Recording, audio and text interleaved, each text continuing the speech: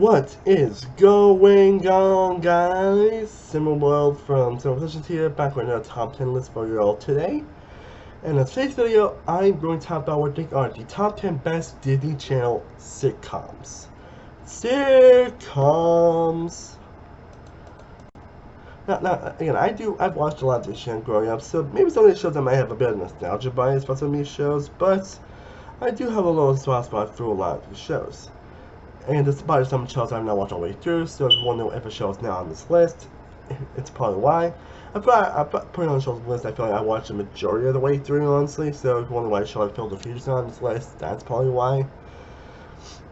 I mean, I already have a lot of shows I'm watching it right now, so I probably don't have time, so just don't heads up. But I watched the majority of the Disney Channel sitcoms, and I think they're still enough. Again, sitcoms have done very hit or miss, as you saw in my original Disney Channel original video list, but there definitely are some highlights, definitely are some great sitcoms. But, so I hope you all enjoyed the list. Let me know what are your favorite Disney shows that comes down competition. Again, I'm separating the sitcoms from the animated shows, because if I was going to band them together, majority of the list probably would be animated shows, and also that would fit a lot of sitcoms I really love, so that's why I decided to do a separate list for animated shows, which will be my next video. But I hope you enjoy the list, and I would love to know what your favorite sitcoms down in the comment section. There's going to be any honorable mentions for this video, so I hope you enjoy. So let's get started talking about the 10 best Disney Channel sitcoms. Kicking off the list at number 10, we have Zeke and Luther. I always have a soft spot for taking Luther, honestly. Honestly, I basically have a soft spot for a lot of these shows on this list. It's just depending on which one I find the most enjoyable, the most hilarious, so it definitely wasn't an easy list to put together, honestly. I'm still might actually shift a little bit, but I do enjoy a lot of these shows. I do love coming back to them. And Zeke Luther, I've always had a soft spot coming back to. Again, this show can be ridiculous at a lot of points, especially towards the end of the season. But as a whole, I always enjoy this show. Again, I think Hunch Dana and Adam Hicks have great chemistry with each other, have great back and forth with each other. Again, Adam Hicks is a pretty hilarious actor. Well, it's fortunate that he's after much considering he went to prison, but he's a hilarious actor. And again, seeing Daniel Lee Curtis do something after Net Classified was also going to be something I always enjoy. And of course, you have the typical evil little siblings and kids. At least they're more tolerable this time around. And of course, the show about skateboarding, and the skateboarding scene was actually very fun and enjoyable to watch. And while it can be kind of a cheap show, that's because it's one of the first Disney XD shows when it was first airing, so I can kind of forget a little bit of, you really do feel the cheapness at a lot of points, and some of the humor as well. But as a whole, I do enjoy the show. I do have some fun. Again, not the most highly memorable show in the world. It does kind of go where you expect most sitcoms, but it does in a pretty fun way, with things to the characters and the back and forth, and how to get exposition, the fun bit between them. So, yeah, I really enjoyed the show. Now, at number 9, a show that actually was a bit low on this list than I was expecting. I expected the show to be a little bit higher in this ranking, and that's Kicking It, which is also another Disney XD show. Nah, I'm gonna try to jump and punch that, not as cool as Kicking It with you. I'm gonna read the theme songs. Also, because some of these songs absolutely freaking slap, by the way. I don't think I mentioned much about the theme songs on my worst list. That's because I don't think there's really much to talk about with those ones, and I'd rather not. But a lot of them mentioned, okay, it's not that great, but these are the ones that I think actually are pretty good. And Kicking It actually do like the freaking kick-ass theme song. You also get a pretty nice group of characters. Again, there's also Howard finally his stand-up role, Olivia Holt, and Mateo Aris, and all the others that really do a good job with the material. You also got Jason Earl from Hannah Montana returning here, and he's probably the best character in the show. And has some pretty hilarious moments. The cry sequences are actually pretty fun and great, honestly. So he does have a great storylines about the show. I want definitely some subplot stories better than others. It's a show that I can laugh and enjoy myself through. Again, very stereotypical in some areas, especially with the bro humor at times, and not huge on the last season.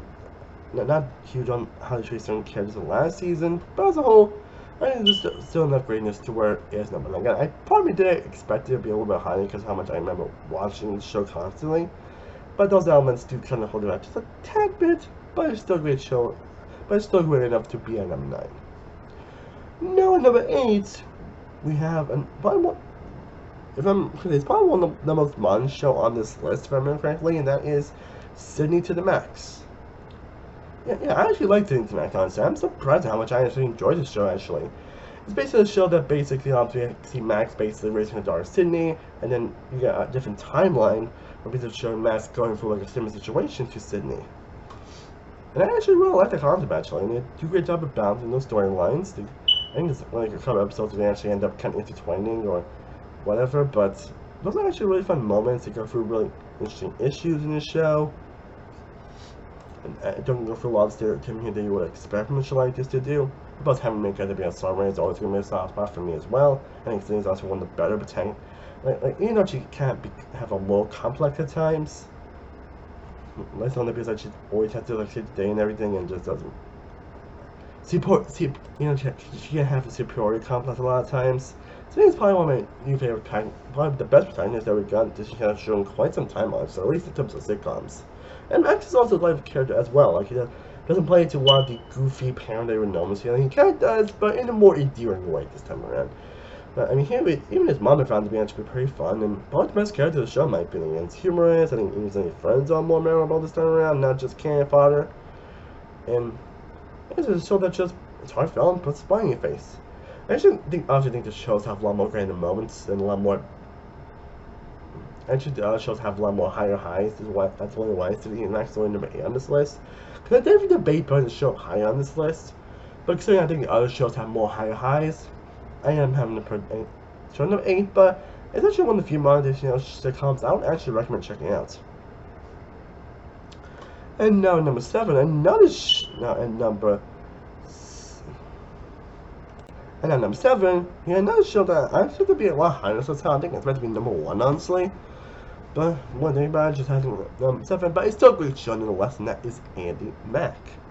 Definitely one of the more real shows on this list, and definitely has some of the most emotional stuff in any Disney Channel show. Honestly, and I think the only reason why it's only not high on this list is that, at least probably other shows have high highs, and I think it can be a bit inconsistent in the later seasons, but it only has 3 seasons. But as a whole, it's a really good show that has a pretty fun concept. That Amy find out that her sister is actually her mom, which actually was a pretty wild concept, but it was pretty well. I think her friends are pretty interesting. Like this has some pretty touching emotional moments, like the movie Ever moments is one that always rings me. And it also shows that it has the first gay character in Disney Channel, and they don't.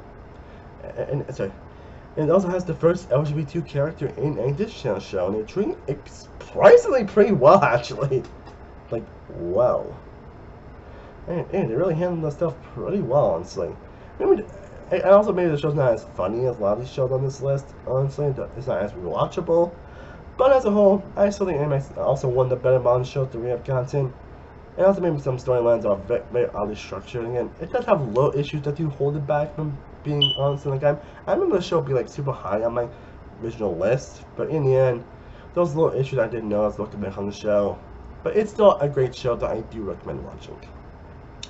And now at number 6. Again, I'm not sure I'm surprised it's only number 6 on this list, but it's definitely one of the more classic shows on this list. And I think all 6 of them. I think my top 6 are probably top tier shows in my opinion.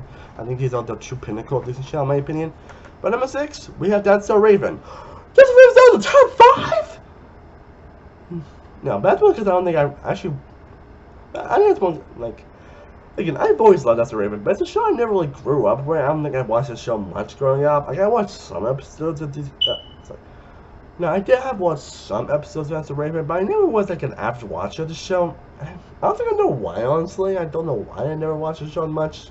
Maybe because it's set toward a different demographic or whatever, but it's definitely a show that definitely has a good audience to this day, mostly because of likable characters, and Simone being a charismatic machine. Like, she's one of those actresses that just brings so much charm and charisma. And the concept of Raven being a sidekick makes for some pretty hilarious and fun moments. However, of course, one of the more better brother sibling characters that we have gotten this show. I mean, Mr. Boy we actually ends up being his own show, According to House, which, by the way, it's a show that actually I would put at number 11 on this list. And you get some pretty fun situational humorous moments cut from being a sidekick, some fun, hilarious back and forths.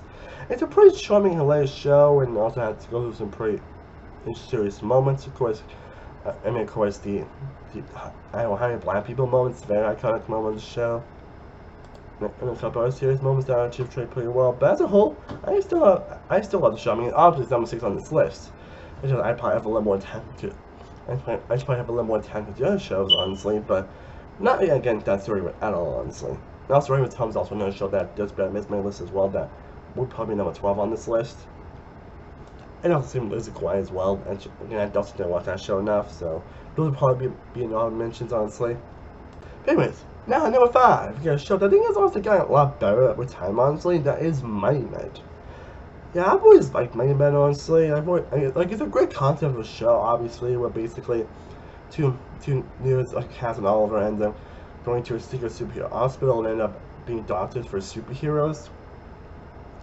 I mean, come on, how can that be a fun concept? And you really could get a lot of fun, hilarious moments. Again, you do get a lot of the characters that you would expect this type of show to do, especially with Alan and everything, but he's not as annoying or irritating as he should be.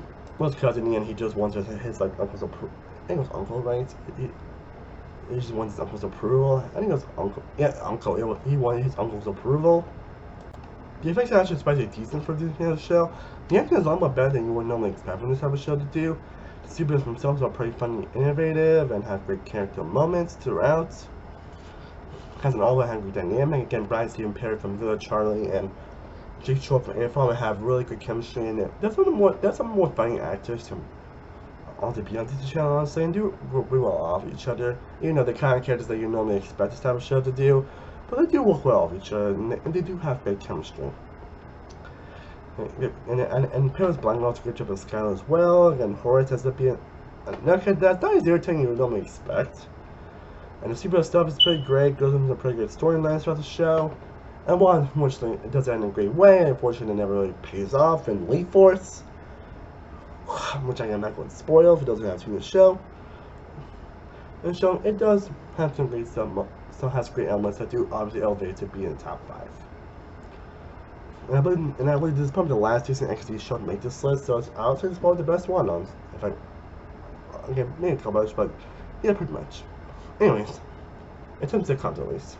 Now at number 4, we get to another monster sitcom that is good like Charlie. And the show I think it has also have aged a lot better, honestly. The show that I think the more goes along, the more better it has gotten with time. And for good reason. Again, the show that doesn't have a lot of stuff that you would expect from this show at this point. It's a show where I think the actors themselves really elevate the material, because they often get a lot of fat jokes here, get a lot of characters acting like what you expect, like the mom being like a character that just shows the spotlight and everything, and thinks everything's about her. And having a female character that doesn't really know what she really wants, honestly, and just goes through different careers and different stuff throughout the show. But it's more elevated thanks to the cast itself, with Bridget Miller, Jason Dolly, Rastin Perry, Leanna Baker. They all elevate the material. Even the supporting cast itself, like the actress that plays Ivy was great, charismatic. The actor that plays Spencer, you know, the relationship is definitely questionable.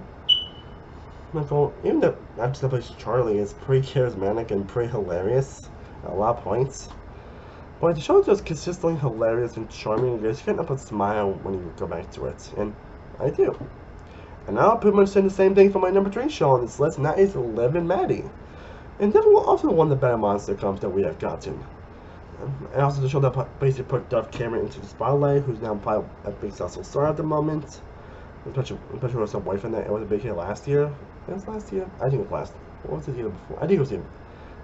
Time's just a mystery nowadays. But anyway, Liv Maddie, great show. Good show. Has a lot of stereotypes as soon as you expect, but it's another show that's really elevated by the cast. And now we get to the top 2, and honestly, my top 2 are honestly pretty definitive, honestly. It's just depending which one I think is the best one, honestly. And at number 2, we have Wizards of Waverly Place. And I've always liked the show, honestly. I think I'm more guaranteed to run season 2 or 3, honestly, but I've always liked this show. I mean, it was a show that puts Selena Gomez into the spotlight, for better or for worse. But again, it's another show that's really elevated thanks to the cast itself, where they do bring these characters not only maybe the most interesting, but the most likable, and bringing them to life and having very enjoyable moments, having great back and forth between each other, and while you have the effects of magic and not great at times, and the Lord coming on the great at times.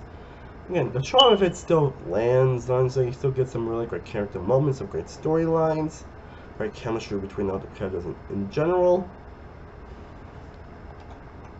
And I think it probably has one of the better finales that we have gotten from Disney Channel. Like, I think, like a Jelly Bean finale itself, in terms of sitcoms, is probably one of the better ones. Yeah, and of course I know it's not we're going to get like a movie later, and like a year later with Alex with Alex. But they're actually going to continue the story with Wizards Beyond, which plays coming out late this year, if I remember correctly. Yeah, honestly, I'm not sure how to really feel about a sequel series, honestly. Most kind of the kind of detouring towards certain elements of the show.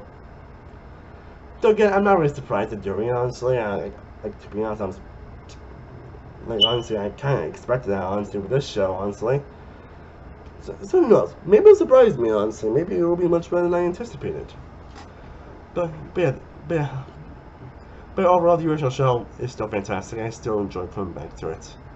But for me, in my humble opinion, the number one best Disney Channel original show is The Sweet Life on Zack and Cody. I'm just including Zack and Cody. I think also probably would be an honorable mention, honestly, but I think even when I'm growing up, the original was always my favorite. And a show that I watched constantly growing up. A show where I remember so many details of these shows, so many little things about this show. And again, it's another show that's elevated by the cast. Again, don't call this Brown had great chemistry with each other. The mom's great, played by Kid Rose. Ashley Tisdale's great Matthew Patrick. Brennan Song's great as London. Someone who will be a not just rich girl, but ends up becoming a lot more fun than you would expect.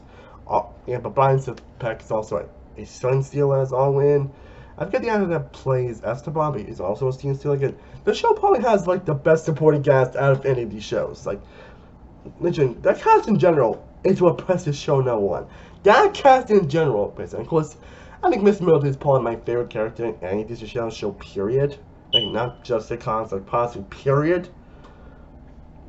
Like, he's one of my favorite TV characters, period, honestly. The guy is just so hilarious, so charming, so charismatic, a lot of that. And while, of course, he's with how many different careers he has gotten, it's really the charm of Phil Lewis that really elevates it.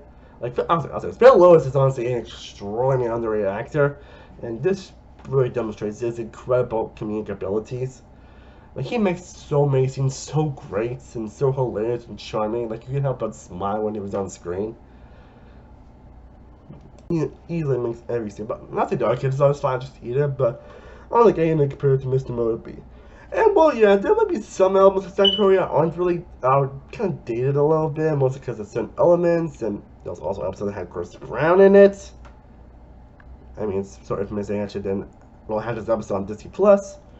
But the charm of the characters, the charm of the actors, and the fun situations, and actually they actually do grow a little bit around most of the show, does present Cody, in my opinion, the best Disney Channel sitcom.